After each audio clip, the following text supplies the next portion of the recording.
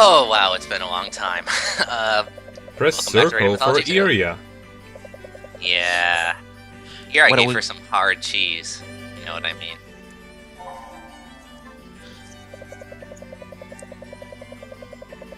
So, yeah. The whole quest was to give them ingredients for cheese soup. But then they realized nobody knows how to make cheese soup. Whoops. So, anyway. I'm your host, Dream Sword, or Stanley. And joining me today are the two most foreign people I know. Say hi. Say hi. I'm Kibasa. Yes. Yay! His favorite characters, all in one. Oh, Oh, that's mean, Stan. That's just mean. So this whole skit is that Estelle told Colette that Yuri can talk to dogs. Yuri's like, no, I can only talk to my dog Repeat, who's not in this game. And then Lloyd's like, I can talk to dogs too. See my snout? And then they start fighting. But no. Yeah, you know, it's and just then area pops up like, my pet can actually talk. pretty much. I can talk to my pet too. It just talks. But Inexplicably. yeah, Yuri and Lloyd were about to get into a fight over whose pet was better. And then Yuri is like, I'm here too. Yeah, And then Claire also talks about Zappy. This kid goes on and on and on about pets. It's Yeah. pretty. Why did Luke not get into it? He has the worst pet. Which is the best, ironically. Actually, that's a good point. Mew can talk, so it would have made things even funnier. You're right. But hey, whatever. So And also Luke is the only one who actually hates his pet. I thought you were gonna say Luke's also the only one who actually is a pet. But hey. Jade's pet. Mm-hmm. So here we're helping Lloyd and Colette out with their homework. They have to write notes about monsters. So Lloyd's like, why are we even doing homework if like the world's in crisis and stuff? That doesn't make any sense. And then they kind of just drop that whole thought like right off the bat. It's kind of weird.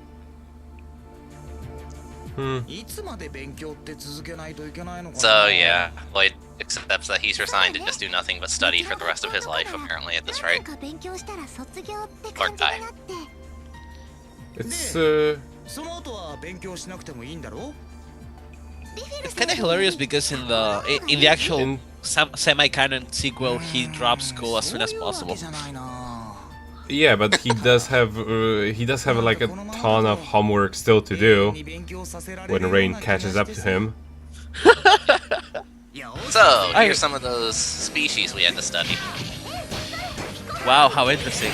They're so unique and different. Yeah, I know, right? They're slightly different color. People complained I wasn't showing enough action, so you know what? Here. Wow, you're pretty strong. Yep.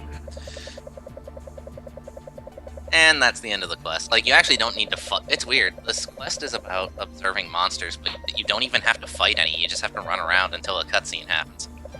Yeah, because Lloyd goes like, oh, none of these monsters are new. I wonder what they mean by that. And then they find a new monster and they make a picture of it. Pretty much. I like how the game Cameras? doesn't... I like how they don't even make an excuse about that. They're not new monsters. Like, they're like, yeah, they're not new monsters. They're reskins, you know. I wish But they we're not like, done with homework yet. Oh no, we have to help Pressia here. she never even went to school. Well, here she goes to school with Venus. Poor girl. Cannot accept this request because blah blah blah. And this is actually a feature I'm so happy is in this game. You just auto-dissolve your party. I wanted to show that because if in Radiant 1 you didn't do that. You had to run all the way back to the guild. So in this quest, actually, Rain assigned Genus to Presea, so that to give him like a chance to talk to her. And Persea is like, "Thank you, but anyone who would have been good." And she's like, "Oh, thanks." Destroyed. To be fair, I have to sympathize with Persea. To like, seriously, you could have bring any other mage to cover for her. Anyone. Yeah. And Jean's is like, man, I'm kind of nervous being here all alone with you. And Perseus like, stands right there. Yeah, they And kind Genus is of like, missed "You the point lost." with that. So here's Perseus. She still swings slow as hell and can only do 2. Yay. And also the enemy's really like ignoring her for some reason. So like the way the random encounter music is picked depends on your party makeup, right? Yep. Actually, in That's Rhythm pretty Mythology neat. 2, I think in Rhythm Mythology 2 it depends on if it's a special quest, it has a special quest music.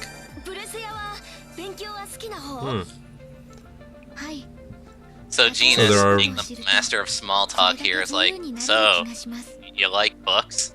I read a book one time. It was pretty interesting. Yeah, and Persea is like, Yeah, then Persea is like, go on. Persea is like, yeah, I like reading about books because it tells me about life, things that I can understand otherwise. yeah. Jeans is like, only Lloyd likes studying so as much as you did. Then I would totally get with him instead. Well, I mean, they did establish that Genus loves Lloyd in the sequel. Yes. Yes, they did. They said it with those specific words. So yeah, it's funny. Persea's making a sketch of the area, and Genus is trying to make more small talk, and Persea's like, just shut up so I can finish my job. Just... Yeah. And then she's And like, Persea- thank you, you actually helped me, unlike Genus. Like, she particularly thanks you, and then it's like, she's like, yeah, well, thank Genus or something. And now we get a little moment of a downer. I hate this background music now, but yeah, that's for later. Oh, you'll know why we hate this background by the end of a certain scene later on in this. Oh yeah. So here it's revealed that Ash is actually Luke's twin brother instead of a clone.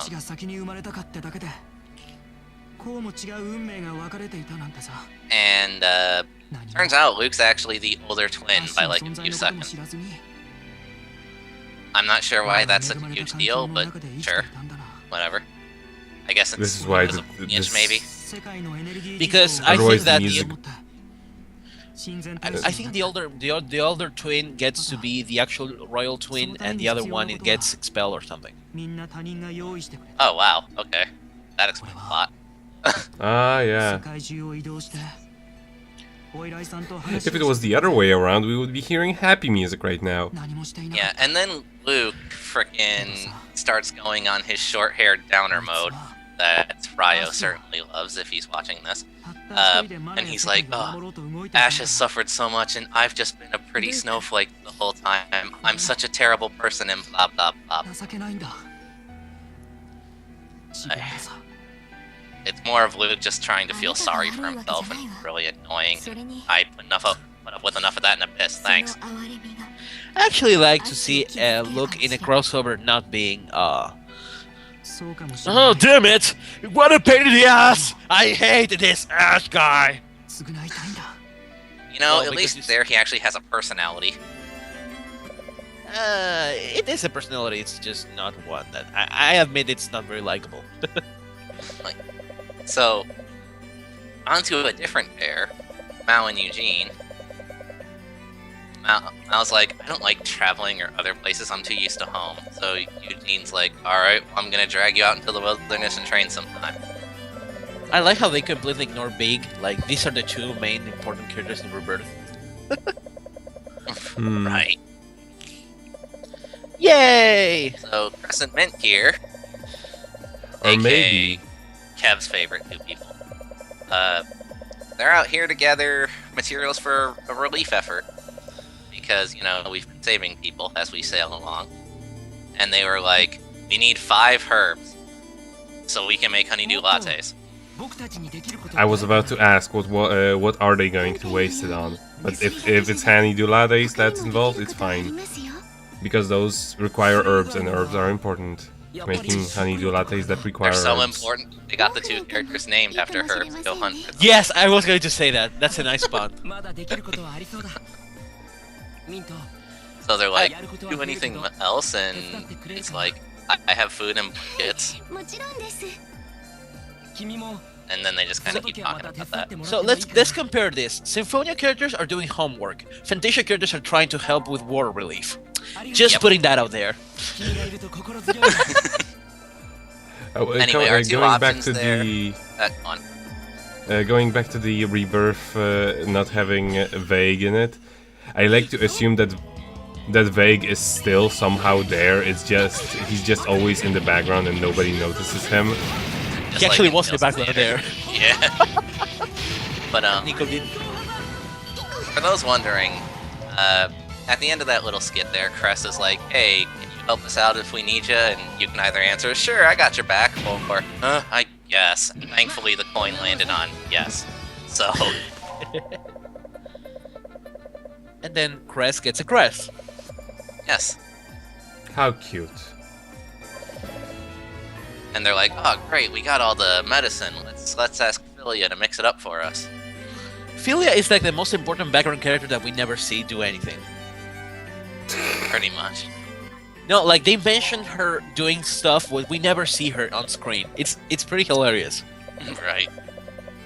Also, I just now realized that in half of these skit faces, it doesn't have a nose. Oh, that's the thing. That's just the art style. Oh, wow, Keel exists. I almost forgot. The forgotten character. Yeah, so he's like, oh, I've got a lot of work to do for this thesis of mine. Might have to ask for help in the future. Hint. Hint. I know the most important quest of all time. Food. We have to Omelette. get hard cheese again for the omelets that Nier messed up last time. Yay. I imagine Reed's life to be very, very interesting. Like, trying different types of omelets every day, and that's it. All That's of them his- that's made his with version hard of heaven. cheese. That's his heaven, man. So Do yeah, they the eat- quest is to help create elephant. Do they eat omelets there in the cockpit? Like, isn't that dangerous? But yeah, I already had the cheese, so not much of a quest. Ta-da! I know, but like I like to imagine with Philia and doing all of that important stuff off camera. It's like at one point she just kills the final boss. you just get a notice of that, No, like and then you're she fighting. goes skydiving. No, you're like fighting the final boss, and like, oh man, we're in a jam, we can't beat it, and then suddenly a Philia bomb just drops from the sky and blows him up, and you fucking. I imagine entering Philia's room and seeing her covered in blood, and you're like, "What happened, Philia?" Oh, no, I just killed a demon that was trying to kill all of the universe. You know, it was a Tuesday. Exactly. I ripped him apart with my bare hands. Oh, and now we start the reason why I took so long to translate this. Freaking Niata. Yeah. We'll get to him in a second, though. Look there's- is very ambiguous. Yeah. Go on. Some new ruins popped up called the Niata Monado. It's related to the sender, apparently. So logically, your first thought is, I should take Rain and Kanono with me. As you do. I mean, I could And we think of like 10 other characters I'd rather drag along. No. Whatever. Yeah, at this point, the game is trying too hard to like go use Rain, use Kanano. Yeah. By the way, this scene's actually a little tiny callback to Radiant Mythology 1 because Rain had a similar reaction when she heard the Orphic Maze. Which of course is foreshadowing to what is going to be Oh revealed god, those next. soulless eyes. Yeah. So, and I was like, is the Descender here? And Rain's like, yeah, probably. Even though we established like 5 times that, Zack here is the Descender, but whatever. Actually, what she's asking is if the owner of this place is a Descender. And Rain is like, I guess he exists, but I'm not sure if he is the owner of this place. Ah, okay. Noted. Because the throne of the Descender, I don't know why they use the throne of the Descender, but yeah, it's a thing. It's here. And here's the problem. Why don't you explain what that problem is, Kev? Okay, so Neada not only talks in Echo, but it also talks with complicated kanji. But not only that, it also talks like a legion. Like it uses we expected you, our mission, and doesn't make too much sense. So yeah, now Neada goes like, Kanano is a Descender, and Kanano's like, I don't know anything. This is supposed to be a build-up for the hero, and then they're like, no, it's Kanono now. Deal with it. Yes, because screw the Descender. So Niara scans Kanano and finds out that she has the mark of the Descender. But she's not the Descender of this world. She's the Descender of Niara's homeworld, which is Pasca. And if anyone played the Random Mythology 1... That world is doomed. Yeah, actually... so yeah, this is where the bomb drops that the sequel to Radiant 1. Basically, she's like a reincarnation, quote-unquote, but not being a Descender. And she's like... Oh no, I was reincarnated. Wah. She's actually crying for something completely different, because there are like 2 drama subplots for her for some reason. She will always have a reason to cry. Yes!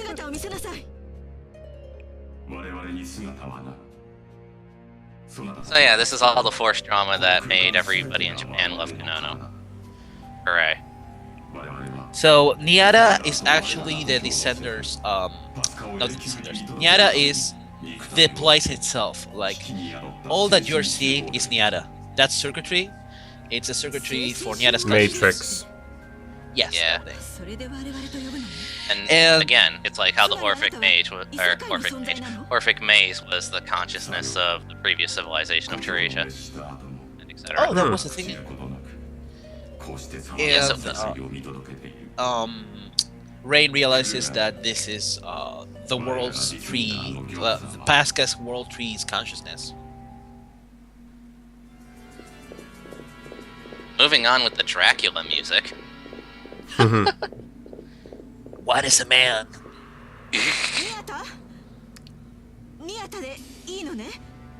Watch out, you may get a copyright strike from Konami. So Rain's like, hey Niata, tell us the meaning of life. Basically what she asks. She's like, what did you mean by another world? What does Kanano have to do with this? And yet explains something that if you've played Fantasia to an extent, you should know. That the mana tree, wall tree, whatever, can create other worlds by sprouting a seed. Worlds are actually life beings. They're super life beings. Literally, they say Cho, life beings spelled. And since they're alive, they have a lifespan. And before they die, they create another world. And that world inherits all of the memories of the previous world. That's how Niara knows all of Pasca. Rain realizes that that means Kanano existed in Pasca, and that she was the Descender in that world. And Niara goes like, yes, that's true. Moreover, you existed in another world called Russia. But he says that each iteration of people is different in each world, basically saying that we can reuse Tails characters, but they're all different. Yeah. Basically, Grandine or Grandel or whatever the hell this place is called. It's the world that was born at the end of Radiant 1. The world that Kanono calls you and her child. Made me want to strangle her. Oh yeah. This battle music is so good. You'll want to know how annoying this dungeon was for me, by the way, because Kanono, Rain, and Lilith are all under level. So it was pretty tedious to get through here. Yeah, I can see I that see. Lilith is very underleveled. Yeah. But I wanted to show her off since I did the side quest to unlock her, so... She's actually very, very faithful to her version in Tales of Destiny Remake. I'm Yeah. very surprised how much detail they put into the animations for the 2D characters. And as you can tell, I'm not faring much better. I'm not doing all that much damage. If you want to And do damage in this game, you need to be either an axe wielder or a greatsword wielder. There's no other option, really. All of those 1s and 2s. Yeah. Well, they are Abyss monsters, dude. Just, Abyss wasn't this freaking slow, man. Like, Well, It not until was. not until you played Unknown, and then you were like, oh, jeez, please yeah, not die. until you played Unknown. And this is a real problem I have with Radiant 2. I could easily see why some people would drop the game early, because this game really forces you to use characters you have no interest in using. A lot. Me. So leveling people up is a bitch. This Like, game, say what really- you want about, say what you want about Radiant 1 limiting who you could use during certain times, but at least you could use whoever you wanted most of the time. Like, God. True. I dropped this game because there are 3 factors to this. First of all, there's a lot of bias with classes. There is characters come with default levels, which is bullshit, and there's too many characters. You simply, the game is just made to be grindy, and that's not very fun. No. So we reached. By the throne. way, this is Witterson's throne, basically. Oh, so the flowers are representation of the other villain. Yeah. Pretty much. So yeah. Yada's like, you want to know how to deal with negative energy, do ya? And he's like, well, since explaining it to you will be too difficult, we're going to like do some hacking to Rain's memory, and so that you can do the quest later. Yeah, totally not a fetch quest. Imagine if you could learn stuff like that. I'm just gonna beam the information directly into your brain. And as I told Stan before, this was a really missed opportunity to let you transfer characters from the previous game. Yeah, it is. I wish they kind of went with. I wish they kind of went with. This is too complicated to explain it to you without a fade into black, and then they know everything.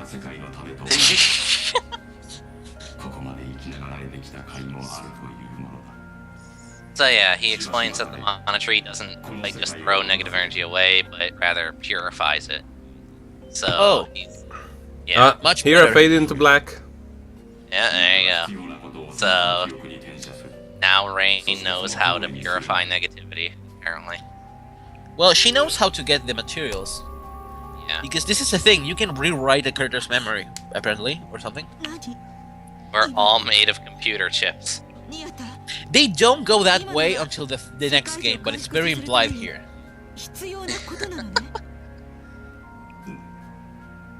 And now In the next- Nyada's gonna die.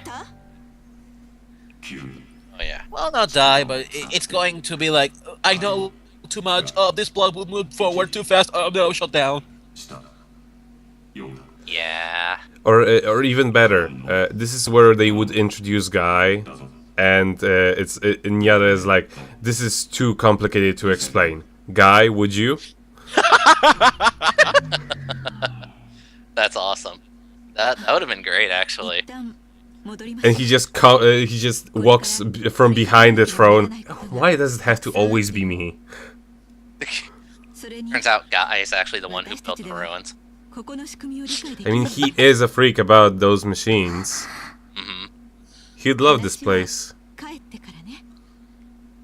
So now, even though the things we learned really aren't that bad, Kanono's now in a breakdown, so we have to go back to the Van and LT instead of exploring more. Well, Rain is like, we can't see crap, so we better return. And, oh god, no, please, no. Yeah. Just off yourself, you have a giant sword. Like, I warned you about this scene when I was recording it, man. Yeah, it's still not there. It's still not there, but... It's not there. So, yeah, and then Rain's like, hey, don't feel bad, you're basically a normal girl now. You're not at the descender of this world. And I'm like, yeah, that makes me feel better, Rain, thanks. And Rain is like, I'm just exactly the same as the last game, so I don't care. Pretty much. So, yeah. We all now know that the voice of the sea thing that Peniel told her was a lie, which we all figured anyway. And that apparently Niara really liked Kanono, and okay, here's one of the things I really disliked about these developments.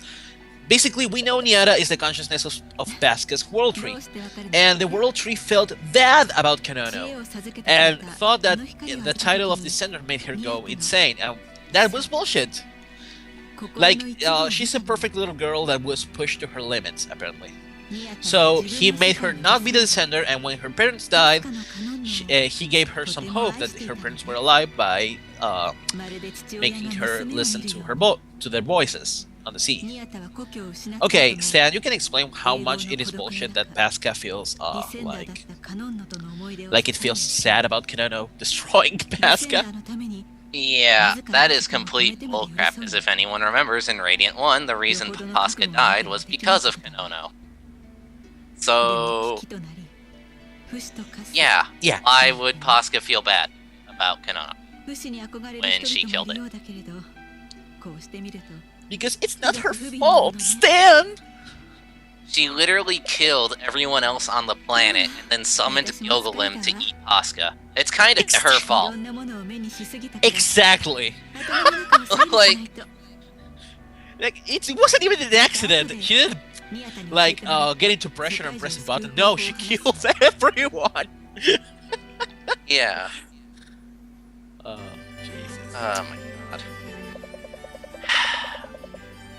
And now Jason's like, oh, Niata's cool. And Rain is like, yeah, sure. That's basically this whole skit, essentially. You know, Jade, can you, come along instead of Rain sometimes? That'd be great. Oh, Abby's characters. We haven't seen you in a while. Yeah. And then guys like, weird surges of power seem to be happening all over the world. I wonder what's gonna happen. Alright, so now we're on to Mao and Eugene's training. It's to help Mao resist extreme climates. So we're taking him into the middle of a volcano. You know. It's, typical place for a kid to hang out and learn about nature. Don't ease him into it. Just throw his ass in there. In fact, why don't we just take a dip in the lava while we're at it? Why didn't he just make Big freeze him or something? Right. You know he could do it. He's done it to his sister, Waifu. adoptive sister. Anyway, Mao is singing, and Eugene's like, can you try to take this seriously? And Mao's like, I am. My singing helps keep everyone's spirits up. And Eugene's like, I guess it's okay. And meanwhile, in the background, I'm thinking, please shut up, Mao. You don't like Mao? No, I don't hate Mao or anything. I'm just like, just knock it off, essentially. Oh yeah, we're on to the magic class now. Oh Jesus, your Eugene is so weak. Yes, he is. Yes, oh wow, his HP just disappeared. Yeah. I showed off Swordsman, now it's Magic Knight, and really just spam air pressure is the best kind of course of action I can think of. So before I forget, and going with the bias in this game, Rebirth characters can't do mystic arts, and they only have base and arcane arts. They don't have master arts. Yeah, that was balanced. Thank you, Alpha Systems. Yep. Plus, both Eugene and Mao have unique weapons, which means that they are pretty weak compared to the rest. Mm-hmm. Unique weapons in this game suck. So yeah, they're all like, that was good training. Thanks for helping us out, man. And Eugene goes Thanks like, for yeah, go on. Nico. Thanks for keeping us alive. We wouldn't be able to survive in the volcano. Who would have thought that a place like that would be dangerous? Right. So now we're here with Keel, and okay, this quest actually really confused me because the quest description says study zombies, right? I'll explain how you do that in a second, but here Keel's like, wow, being on the field lets me do more stuff than just reading books. Who would have thought? That's really like Eternia. pretty much, yeah. So anyway, okay, when I started this quest, I was like, alright, well, it says you have to fight zombies, because that was one of the few things translated, right? So I was like, alright, so I killed like 7 of the things, and I'm like, dude, have you not observed them enough? What the hell? I don't understand. So then I was like, okay, well maybe by observe, because I remembered a joke that AJ made that magic lens was you creepily staring at something. Yeah. So I was like, maybe that's what it's going for? And turns out that's exactly right. The quest is literally use a magic lens on a zombie, and that's it. No, really? Yeah. Oh man. But you brought the Eternia team, so that's good. Yeah. They're actually properly leveled, unlike me. Yeah. Gotta love And it. nobody has CP. Welcome to Radiant Mythology 2. Pretty much, yeah. Even if you tell them to use orange gels on themselves, they still won't have PP. Okay, I want to say this because I sound like I'm bitching a lot about this game, but gameplay-wise, while it's more polished than the first one, it has a lot of problems. I mean, balance problems. Balance-wise. Yes. Yeah, it So, does. halfway through the game, suddenly the game becomes a lot less fun and more grindy. Pretty much. Which I suppose it's fine because it's a portable game and that's the point, but I didn't enjoy fighting the same enemies over and over. Yeah, it can be kind of a slog. Although, it was kind of that way in Radiant 1 too. Although, I don't know about this game, but Radiant 1 at least had the advantage that New Game Plus, you could skip everything. It was nice. And here's the terribleness. Okay, let me do this. Please let me do this. Okay, go for it, dude. Okay, I liked you, Kanono. I liked you as a character. But suddenly, now, between the Niara thing that, oh, you're to the center, you're Pascal, and all of that bullshit, and now we need more drama. We need more drama. Now she realizes that the voice that she heard was not her parents, no shit, and it was Miata. And she realizes that Peniel was lying to her, and that Peniel is an asshole. And now they're like, oh, forgive me, Kanano. Forgive me. I'm not going to forgive you, Peniel. Forgive me, Kanano. And that's the scene over and over and over. Like, why? Why?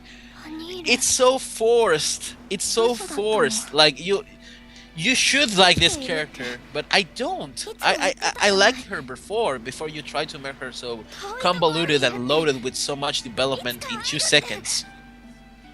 They're trying to force you to like this character, basically, and unfortunately it worked for some people. It did. She's the most popular Kanano of all time. Yeah. I love how she that's actually even a talked in English, category. She might become my most hated Kanono. She's mine. Like, definitely. She's a Marisu through and through. I love how that's even a category. The best and worst Kanono. Yeah.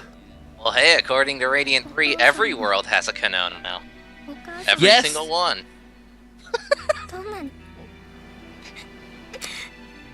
Which means that they're all in the Tales games. I can only hope they all died horribly, because it would only be a service to each world. Is she humping around? Yes. No, she's trying to absorb the ship by inhaling it. And then Paniel's like, I'm going to help you. Well, back to people who are more important, worth our time. And time to explain fetch quests with convoluted items. Yeah. First, you'll need a special crystal that's filled with moonlight. I don't know how that works. And then you'll need a seed that is shaped like a human, that is made from 3-colored moss. I also don't know how that could exist. I'm sorry, but a mandragora? That's literally how I translated the thing. And I'm sure that it's less convoluted than that, but you know, quests, items, RPGs. Oh, and also Put we need egg to make in sure the that hands. We also need a giant volcano near the world tree to be ready to erupt. So, you know, that won't cause any problems, I'm sure. You know. So the first item is called Luthen Quartz. He says Philia already has one. Convenient. Philia already beaten the game. She just went skydiving for the hell of it, since we're not doing anything productive, unlike she is.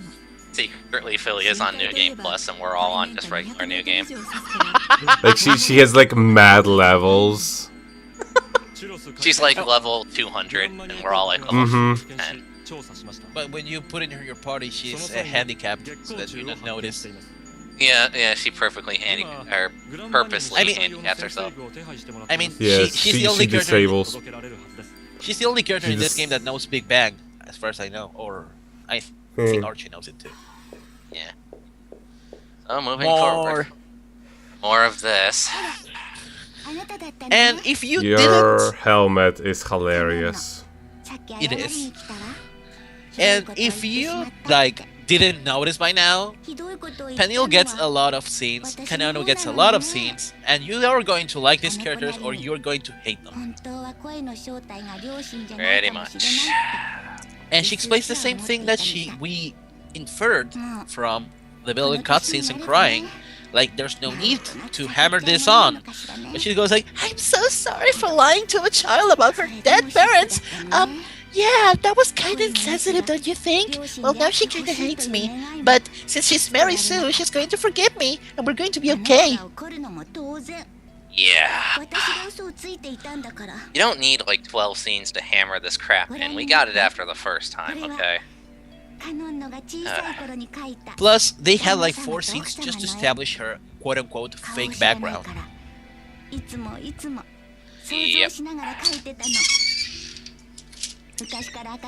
This isn't how you make a character likable, in my opinion. This is how you make a character unlikable. Pretty quickly. Well, it's a good reference. Well, I see a pattern here. Like, if Japan likes this Kanano, Japan likes Yuri, just saying. I think that Japan really likes Suits. Japan likes Mila. And I mean the original Mila.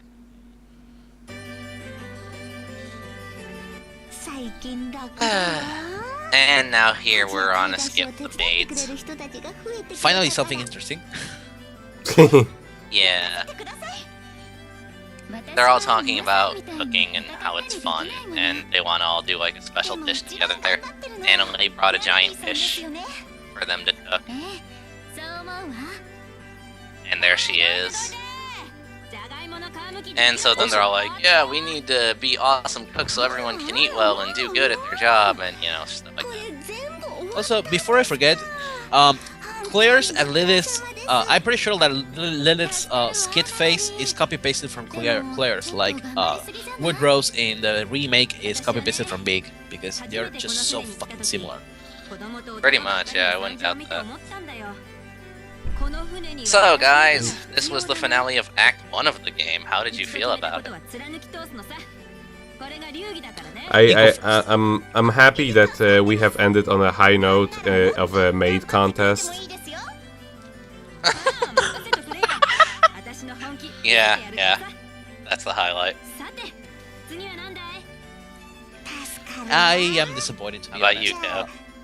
I stopped before Celsius, and until that point, I feel the story was pretty decent. Like, it had a lot of Tales references and lore, and it had a nice political struggle.